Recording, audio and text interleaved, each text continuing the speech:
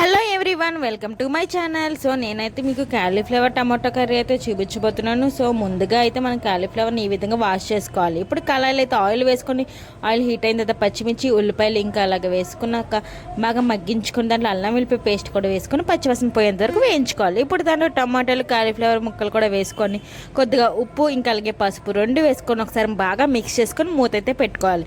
మధ్య మధ్యలో చెక్ చేసుకుంటూ కలుపుకుంటూ ఉండండి. మనకి ఈ విధంగా వచ్చిన తర్వాత మగ్గిన తర్వాత కారం వేసుకొని కొద్దిగా వాటర్ అయితే వేసుకొని మూత అయితే పెట్టేసుకోండి. ఒకసారి మళ్ళీ మూత తీసినాక కొద్దిగా కరివేపాకు అయితే వేసుకొని మళ్ళీ ఒక 2 మినిట్స్ మగ్గించుకుంటే మనకి దగ్గర పడుతుంది. చాలా అంటే చాలా సింపుల్గా అయితే మనకి క్యాలీఫ్లవర్ టమాటా కర్రీ అయితే రెడీ అయిపోతుంది అనమాట.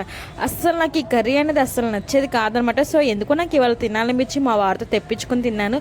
సో తెప్పించుకున్న పనికి చాలా అంటే చాలా బాగా కుదిరింది అనమాట. సో సూపర్గా కుదిరింది.